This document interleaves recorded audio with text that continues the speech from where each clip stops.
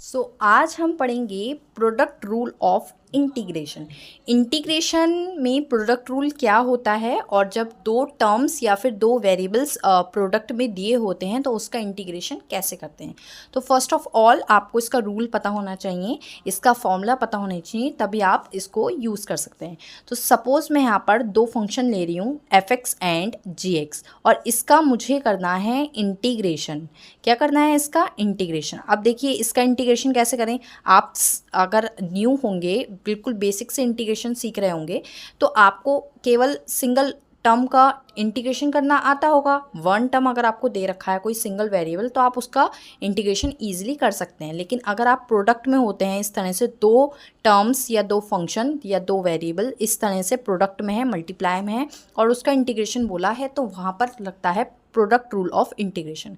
तो देखिए यहाँ पर दो फंक्शन थे, इंटीग्रेशन करना है, तो इसका जो रूल होता है वो होता है first function as it is, यानी कि फर्स्ट फंक्शन आपको एज इट इज़ लिखना है।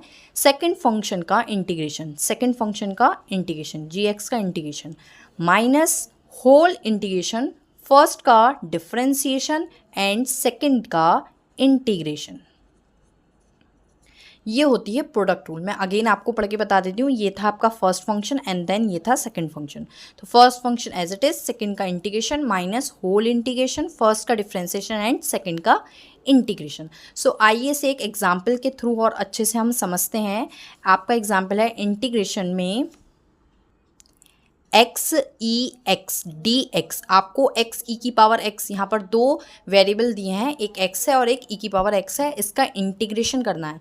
तो इंटीग्रेशन करने के लिए एक्स को मैंने फर्स्ट फंक्शन लेट किया और ई एक्स को मैंने यहाँ पर सेकंड फंक्शन लेट किया। क्या बोला मैंने? एक्स को फर्स्ट फंक्शन लेट किया है मैंने, फर्स्ट टर्म, और ई एक्स को मैंने यहाँ पर सेकंड टर्म लेट किया है। अब मैं इसका यहाँ पर इंटीग्रेशन करूँगी। तो first function as it is, second का integration minus whole integration first का डिफरेंशिएशन एंड सेकंड का इंटीग्रेशन।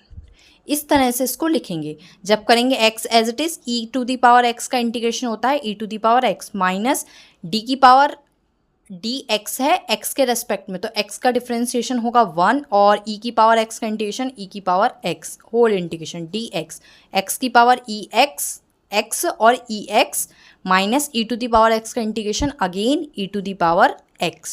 सो ये यहाँ से आप e to the power x common लेंगे, अंदर बचेगा एक्स माइनस के 1। सो ये हो गया आपका आंसर, एक कांस्टेंट भी जुड़ जाता है। ठीक है, सो आपको क्लियर हो गया होगा। Thank you friends for watching my video.